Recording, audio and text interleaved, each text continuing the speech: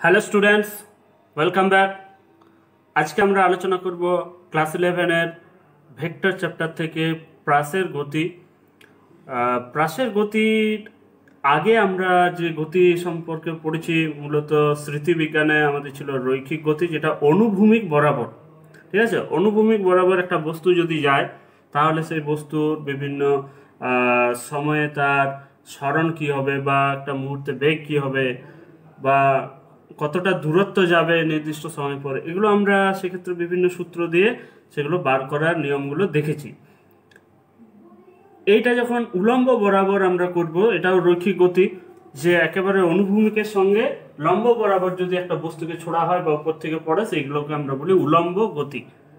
সেই উলম্ব গতির ক্ষেত্রেও সমীকরণগুলো আমরা দেখেছি, যে এক্ষেত্রে আমাদের একটা ত্বরণ থাকবে, যে ত্বরণটা হচ্ছে অভিকর্ষজ ত্বরণ জি। ঠিক আছে, তো সেই অনুযায়ী বস্তুর গতি নির্ধারিত হবে। তো আজকে আমরা যেটা পড়ছি সেটা হচ্ছে প্রাসের গতি। প্রাসের গতি বলতে কি বোঝায়? প্রাসের গতি হচ্ছে অনুভূমিকের সঙ্গে যে কোনো কোণে যদি আমরা কোনো একটা বস্তুকে ছুড়ে দিই তাহলে যে গতিটা হবে সেটাকে বলা হচ্ছে প্রাসের গতি। যেমন এখানে আমরা কি বলছি না, বস্তুকে এই অনুভূমিকের সঙ্গে এক্স অক্ষ বরাবর আমরা অনুভূমিক ধরছি, এই বরাবর আমরা উলম্ব, ওয়াই অক্ষ বরাবর আমরা উলম্বটাকে দেখিয়েছি। তো কোনো একটা বস্তুকে যদি আমরা ইউ বেগে এইভাবে ছুড়ে দিই, প্রাথমিক বেগ ইউ, তাহলে আমাদের এইবারে গতি সংক্রান্ত আলোচনাতে আমরা যেগুলো বার করব সেটা হচ্ছে যে এর গতিপথটা কী রকমের হবে। ঠিক আছে, তো গতিপথ কী রকমের হবে বলতে আমরা সেটা পরে সঞ্চার পথ বা লোকাসটা আমরা দেখাবো যে কীরকম হয়। না, এটা একটা অধিবৃত্তাকার পথে যাবে। আমরা যদি একটা কোণে ছুড়ে দিই তাহলে বস্তুর যে গতিপথটা হবে সেটা হবে অধিবৃত্তাকার। তো সেটা আমরা একেবারে গাণিতিকভাবে সেটা প্রমাণ করব। তো আপাতত আমরা আমাদের বাস্তব অভিজ্ঞতা থেকেও দেখি যে এই পথে এইভাবে বস্তুটা যাবে, এবং সেই অনুযায়ী বস্তুটার যেটা সর্বাধিক উচ্চতা হবে সেই উচ্চতাটা কত হবে, বা এই সর্বাধিক উচ্চতায় উঠতে কত সময় লাগবে, পড়তে কত সময় লাগবে, অনুভূমিক দিক বরাবর কত যাবে, এই প্রশ্নগুলো আমরা প্রাসের গতিতে আলোচনা করব। তো প্রথমেই আমরা আলোচনা করি সর্বাধিক উচ্চতা। সর্বাধিক উচ্চতায় কতটা উঠতে পারবে। তো প্রাথমিক বেগ আমরা দেখছি বস্তুটা ছিল ইউ, যেটা অনুভূমিকের সঙ্গে আলফা কোণে ছিল। তো এই বেগটাকে আমরা যদি উপাংশে ভাঙি তাহলে আমরা তার উলম্ব দিকে একটা উপাংশ পাবো আর অনুভূমিক দিকে একটা উপাংশ পাবো।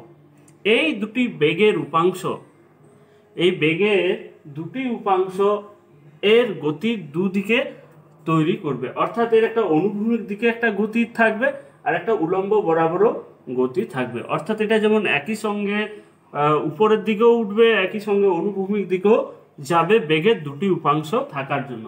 তো আমরা তাহলে যেটা অনুভূমিক দিকের উপাংশটা হবে, সেই অনুভূমিকের উপাংশটা কত হবে? এ বরাবর ইউ আলফা অ্যাঙ্গেলে আছে, তার মানে এটা হবে ইউ কস আলফা। বেগের এই অনুভূমিক উপাংশ বস্তুটিকে অনুভূমিক দিক বরাবর নিয়ে যাবে। আর এই বেগের যেটা উলম্ব উপাংশ আমরা পাবো সেটা কত হবে? এই বরাবর হবে ইউ, তাহলে সাইন আলফা। এই ইউ সাইন আলফার জন্য বস্তুটির উলম্ব গতি হবে। তো উলম্ব বরাবর বস্তুটা কতটাই সর্বাধিক উচ্চতায় উঠেছে এইচ, সেটা তার মানে এর জন্য দায়ী হচ্ছে বেগের যেটা উলম্ব উপাংশ u sine alpha. U sine alpha ঊর্ধ্বমুখী বেগ নিয়ে সে উপরের দিকে উঠছে, তাহলে কতটা উঠবে সেটা আমরা বার করব। সাথে সাথে আমরা এটাও দেখছি উলম্ব গতিতে তার কিন্তু একটা ত্বরণ রয়েছে, যেটা নিম্নমুখী ত্বরণ, যেটা হচ্ছে জি। অর্থাৎ বস্তুটা যত উপরে উঠবে তত তার বেগ কমতে থাকবে, কারণ বস্তুর ত্বরণ হচ্ছে নিম্নমুখী। তার মানে বস্তু যখন উপরের দিকে উঠবে ত্বরণ বিপরীতে কাজ করছে, অর্থাৎ বস্তুর মন্দন হবে। বস্তুর বেগ এখান থেকে ছোড়া মাত্রই বেগ ক্রমশ কমতে কমতে কমতে কমতে এই বিন্দুতে এসে শূন্য হয়ে যাবে।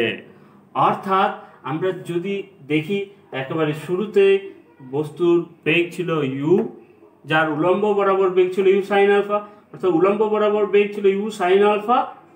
আর একটা নির্দিষ্ট সময় যখন সর্বাধিক উচ্চতায় উঠেছে সেই সময় বস্তুটার বেগ এসে হবে কত? সেই সময় বস্তুটা ঠিকই বলছি, সর্বাধিক উচ্চতায় এসে বস্তুটার বেগ হয়ে যাবে শূন্য। তারপর আবার অভিকর্ষের অধীনে বস্তুটা পড়তে থাকবে, অর্থাৎ জি এর দিক বরাবরই তখন তার বস্তুর গতি হবে।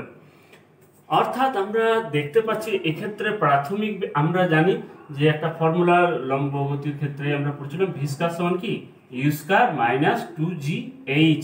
যদি বস্তুর বেগ ক্রমশ কমতে থাকে, অর্থাৎ বস্তুটাকে যদি উপরের দিকে ছোড়া হয় তাহলে ভি স্কয়ার সমান ইউ স্কয়ার মাইনাস 2gh।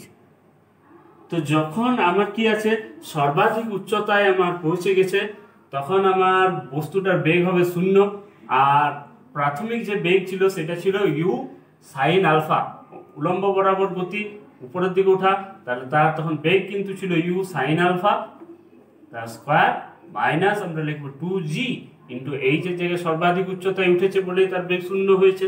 তাহলে সর্বাধিক উচ্চতা এইচ সমান আমরা লিখতে পারি u square sine square alpha by 2g। এটা হচ্ছে সর্বাধিক উচ্চতায় ওঠার সমীকরণ। ঠিক আছে, সর্বাধিক উচ্চতায় তার মানে কত উঠবে, u square sine square alpha, u square sine square alpha by 2g, u square sine square alpha by 2g। খুব ইম্পর্টেন্ট, একেবারে আমাদের এইখান থেকে অঙ্ক যেটা হবে একেবারে নিউমেরিক্যাল এই ফর্মুলায় পুট করে দিলেই হয়ে যাবে যে এত অ্যাঙ্গেলে বস্তুটাকে ছোড়া হয়েছে, তাহলে বস্তুটার প্রাথমিক বেগও দেওয়া থাকবে, তাহলে তার কত হবে, তার সর্বাধিক উচ্চতায় সেই উচ্চতা হবে u square sine square alpha by 2g। এবার আমরা টাইম অফ ফ্লাইট বা উত্থিতিকাল বা চলনকালটা বার করব। উত্থিতিকাল বা চলনকাল মানে কতটা সময় পর্যন্ত সে হাওয়াতে থাকবে, অর্থাৎ পড়ে না যাওয়া পর্যন্ত, মানে জাস্ট পড়ার আগে পর্যন্ত কতটা সময় সে অতিবাহিত করবে আকাশে, এই সময়টাকে আমরা বলছি চলনকাল, টাইম অফ ফ্লাইট। ঠিক আছে, চলনকাল। এই চলনকালটাকে আমরা দুভাগে ভাগ করতে পারি। একটাকে আমরা বলছি t1, অর্থাৎ এইখান থেকে শুরু করে এই পর্যন্ত যেটা উঠলো সর্বাধিক উচ্চতা পর্যন্ত, সেই সর্বাধিক উচ্চতা পর্যন্ত ওঠার পর্যন্ত যে সময় সেটাকে আমরা বলতে পারি t1। আর সর্বাধিক উচ্চতা থেকে একেবারে নিচে পর্যন্ত পড়া মুহূর্ত পর্যন্ত যে সময় সেটাকে আমরা বলতে পারি t2, যেটা হচ্ছে ওইখান থেকে পতনকাল। তাহলে সর্বাধিক উচ্চতা পর্যন্ত ওঠার যে সময় সেই t1টা আমরা প্রথমে বার করি, যে তাহলে সর্বাধিক উচ্চতা পর্যন্ত উঠতে কতটা তার সময় লাগে। তো আমরা এই ক্ষেত্রে খুব সিম্পল একটা ফর্মুলা লাগাবো, তাহলে আমাদের সমাধান হয়ে যাবে। আমরা জানি যে প্রথমে বেগ ছিল লম্ব গতিতে, তার বেগ আছে ইউ সাইন আলফা, আর সর্বাধিক উচ্চতায় গিয়ে তার বেগ হয়ে যাচ্ছে 0, তাহলে অন্তিম বেগ 0। আমাদের এই ফর্মুলাটা আমরা জানি ভি সমান ইউ মাইনাস জিটি। যদি প্রাথমিক বেগ ইউ নিয়ে তাকে যদি উলম্ব বরাবর আমরা ছুটতাম, তাহলে টি সময় পর তার বেগ যদি 0 হতো, তাহলে বেগ যদি ভি হয় তখন আমরা লিখতে পারি ভি সমান ইউ মাইনাস জিটি, ভি সমান ইউ মাইনাস জিটি। তো এই ক্ষেত্রে আমাদের যখন time at t equal to t1 বলছি, তখন আমাদের বেগটা কত হচ্ছে, 0 হচ্ছে, এবং ইউ আমাদের যেটা প্রাথমিক বেগ সেটা তো আমাদের সবসময় আমাদের প্রাথমিক বেগটা উলম্ব গতি হিসাব করলে ইউ সাইন আলফা বসাবো।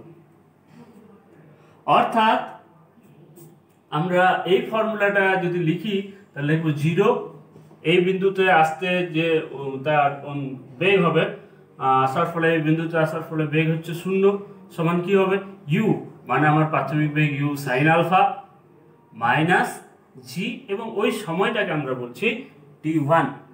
অর্থাৎ সর্বাধিক উচ্চতায় উঠতে যে সময় সেটা কত দাঁড়াচ্ছে, তাহলে u sine alpha by g, u sine alpha by g, এটা হচ্ছে সর্বাধিক উচ্চতায় উঠতে সময়। এইটার উপর, এই সূত্রটার উপরও আমাদের অঙ্ক কিন্তু দিতে পারে যে সর্বাধিক উচ্চতা পর্যন্ত উঠতে তার তাহলে কত সময় লাগবে সেই সময়। যদি টোটাল টাইম পিরিয়ডে আমরা হিসাব করি তাহলে সেক্ষেত্রে আমরা কি লিখবো, এইচ সমান 0, আর সেই সময়টাকে আমরা ক্যাপিটাল টি দিয়ে লিখছি টোটাল টাইমটা বার করার জন্য। আচ্ছা, তাহলে আমাদের যে ফর্মুলা সেটা কি লিখবো, এইচ সমান u t minus half g t square. তাহলে এইচ এর জায়গায় আমার 0 হয়ে যাবে, ইউ এর জায়গায় আমার বেগের যে উলম্ব উপাংশ সেটা হবে সাইন আলফা মাইনাস হাফ জি আচ্ছা, এখানে সঙ্গে টিটা থাকবে, এখানে টি থাকলো মাইনাস হাফ জি টি স্কোয়ার। এখান থেকে যদি আমরা টিটাকে সমাধান করে বার করি তাহলে কি পাবো, two u sine alpha by g, 2u sin alpha by g total time period বা টোটাল টাইম অফ ফ্লাইট যদি আমরা বলি, অর্থাৎ এইখান থেকে এইখানে আসতে যে সময় সেটা দাঁড়াবে 2u sin alpha by g। আর ছোড়ার মুহূর্ত থেকে সর্বোচ্চ উচ্চতা পর্যন্ত উঠতে যে সময়, সেই সময়টা আমরা আগে পেয়েছি u sin alpha by g। তাহলে সর্বোচ্চ বিন্দু থেকে আবার ভূপৃষ্ঠে পড়তে যে সময়, সেটাকে যদি আমরা t2 বলি, তাহলে t2টা আমরা পাবো টোটাল টাইম থেকে সর্বোচ্চ বিন্দু পর্যন্ত ওঠার সময়টা বিয়োগ দিতে হবে, এবং সেইটাই সমান তাহলে আমরা পেয়ে যাব একই রকম ভাবে একই, যেটা হচ্ছে u বিয়োগ যদি আমরা করি এটা থেকে এটা, তাহলে একই জিনিসই পাবো u sin alpha by g, এবং যেটা হচ্ছে t1 এর সঙ্গে সমান। অর্থাৎ t2 সমান হচ্ছে t1, উঠতে যত সময় লাগবে নামতেও ততক্ষণেই সময় লাগবে। এবারে আমরা সূত্রটা প্রতিষ্ঠা করব, অনুভূমিক কতটা দূরত্ব যাবে। এই অনুভূমিক কতটা দূরত্ব যায় সেটাকেই বলা হচ্ছে প্রক্ষেপ সীমা। টোটাল টাইমে যতক্ষণ বস্তুটা আকাশে ছিল, ছোড়া থেকে একবার মাটিতে পড়ার আগে পর্যন্ত, এই টোটাল টাইমটাতে কতটা সে অনুভূমিক দূরত্ব যায় সেটাকেই বলা হচ্ছে প্রক্ষেপ সীমা। প্রক্ষেপ সীমা তার মানে আমরা বার করব কত সময়ের মধ্যে অনুভূমিক দূরত্বটা, না টোটাল টাইম টি তে, এবং এটা আমরা সমান কি জানি 2u sin alpha by g। এই টাইমটাতে সে কতটা x অক্ষ বরাবর কতটা দূরত্ব যায়, এইটা বার করার জন্য তার মানে আমাকে x অক্ষ বরাবর বেগটা দেখতে হবে। তাহলে x অক্ষ বরাবর যে বেগ, সেই বেগটা কিন্তু সুষম বেগ u cos আলফা, এবং সুষম এই কারণেই যে এই বরাবর কিন্তু কোনো ত্বরণ নেই। যে ত্বরণটা রয়েছে সেটা হচ্ছে অভিকর্ষজ ত্বরণ, যেটা হচ্ছে উলম্ব বরাবর, এবং এই উলম্ব বরাবর বেগের ত্বরণের কিন্তু কোনো উপাংশ অনুভূমিক দিকে পাবো না। আমরা জানি যদি কোনো একটা ভেক্টর থাকে তার লম্ব বরাবর তার উপাংশ কি হবে, 0 হবে, অর্থাৎ এই জি এর উপাংশ অনুভূমিক বরাবর যদি আমরা বার করি তাহলে 0, g cos 90 সমান সেটা কি যাবে, 0 হয়ে যাবে। অর্থাৎ এই যে অনুভূমিক বরাবর সে যে যাচ্ছে তার যে বেগ u cos আলফা সেটা কিন্তু স্থির বেগেই যাচ্ছে, প্রথম থেকে শেষ পর্যন্ত u cos আলফাই থাকবে। এইভাবে u cos আলফা বেগ নিয়ে t সময় ধরে সে কতটা দূরত্ব যাবে সেটাই আমরা বলছি রেঞ্জ বা প্রক্ষেপ সীমা, এবং সেইটা সমান আমরা তাহলে লিখতে পারবো r সমান কি হবে, v * t, এবং তাহলে v এর জায়গায় আমরা করব u cos আলফা, আর t এর জায়গায় হবে 2u sin alpha by g। তাহলে 2 sin আলফা cos আলফা, এটাকে আমরা sin 2 আলফা করব, u * u হয়ে যাচ্ছে u স্কয়ার, অর্থাৎ এটা দাঁড়াচ্ছে u square sin 2 alpha by g। এটাই হচ্ছে প্রক্ষেপ সীমার এক্সপ্রেশন। প্রক্ষেপ সীমার এক্সপ্রেশন হচ্ছে u square sin 2 alpha by g। তাহলে এর মান সর্বোচ্চ কখন হতে পারে, যদি আমরা একটা স্থির বেগে আমরা এটাকে প্রক্ষিপ্ত করি, অর্থাৎ u যদি সেম রাখি, তাহলে কিন্তু এর যে অনুভূমিক দূরত্ব যতটা যায়, অর্থাৎ প্রক্ষেপ সীমা কিন্তু যেটা প্রক্ষিপ্ত কোণ বা প্রক্ষেপ কোণ তার উপর আলফার উপরে নির্ভর করে, এবং এর সর্বোচ্চ মান sin 2 আলফার মান সর্বোচ্চ হবে কত, না 1, sin 2 আলফার মান সর্বোচ্চ হতে পারে 1, সেক্ষেত্রে আর ম্যাক্সিমাম ওইটা দাঁড়াবে সেটা হবে u স্কয়ার বাই g। যখন কি হবে, sin 2 আলফাটা সর্বোচ্চ হবে, এর চাইতে কম হবে অন্য কেসে, তাহলে সর্বোচ্চ হবে যখন sin 2 আলফা সর্বোচ্চ হয়, sin 2 আলফা মানে sin 2 আলফা সর্বোচ্চ মান 1, তাহলে ইনটু 1 বসিয়ে দিলাম। যখন আমরা বলছি কি when sin 2 আলফা কি হবে, 1 হবে, আর sin 2 আলফা 1 মানে sin 90 degree, sin 90 is equal to 1 হয়, অর্থাৎ 2 আলফা is equal to হবে 90 ডিগ্রি, বা আলফা সমান হয়ে যাবে 45 ডিগ্রি। অর্থাৎ আমরা যদি 45 ডিগ্রি অ্যাঙ্গেলে একটা বস্তুকে কি করি, প্রক্ষিপ্ত করি, তাহলে কিন্তু তার যে অনুভূমিক দূরত্বটা যাবে সেটা কিন্তু সর্বোচ্চ হবে। তাহলে অনুভূমিক দূরত্ব সর্বোচ্চ হওয়ার জন্য কন্ডিশন হচ্ছে তাকে 45 ডিগ্রি বা 45 ডিগ্রি অ্যাঙ্গেলে তাকে প্রজেক্ট করতে হবে। ঠিক আছে, এই কারণে যারা বর্ষা ছোড়ে তারা কিন্তু তাদের বর্ষা 45 ডিগ্রি অ্যাঙ্গেলে ছড়ার চেষ্টা করে, তাতে করেই কিন্তু সেই বর্ষা অনুভূমিক দিকে সর্বোচ্চ দূরত্ব অতিক্রম করতে পারে। এক্ষেত্রে আরো আমরা একটা সিদ্ধান্ত দেখাতে পারি, যেটা হচ্ছে যে যদি আমরা আলফার পরিবর্তে π/2 মাইনাস আলফাতে এটাকে ছুড়ি, তাহলেও কিন্তু কি হবে না, অনুভূমিক দূরত্ব যেটা যাবে আর এর মানটা সেম আসবে।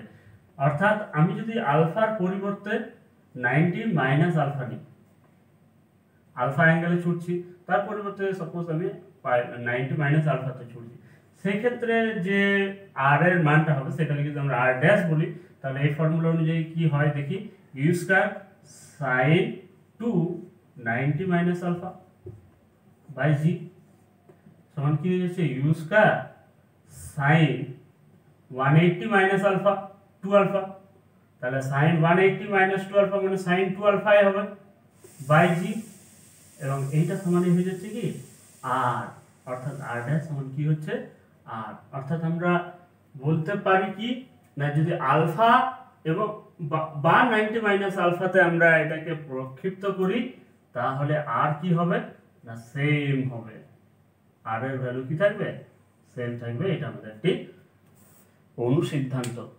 অর্থাৎ আমরা 30 ডিগ্রিতে যদি প্রক্ষিপ্ত করি, তাহলে যা হবে অনুভূমিক দূরত্ব অতিক্রান্ত যে অনুভূমিক দূরত্ব বা প্রক্ষেপ সীমার মান, যদি আমরা 90 মাইনাস 30 সমান 60 ডিগ্রিতে প্রক্ষিপ্ত করি, তাহলেও কিন্তু অনুভূমিক দূরত্ব একই যাবে। তো এই আমরা মূলত এটা করলাম। এর পরের ভিডিওয়ে আমরা আলোচনা করব প্রাসের যে সঞ্চার পথ, অর্থাৎ এই যে বস্তুটাকে ছোড়া হচ্ছে সেই কোন পথ বরাবর যাবে, সেই পথের যে জ্যামিতিক চিত্র সেটা নিয়ে আমরা পরের ভিডিও আলোচনা করব। সাথে সাথে আমাদের কিছু নিউমেরিক্যালসও কিন্তু সেই ভিডিওয়ে আলোচনা করা হবে। অবশ্যই ভিডিওটা একটা লাইক করো এবং সাবস্ক্রাইব করা না থাকলে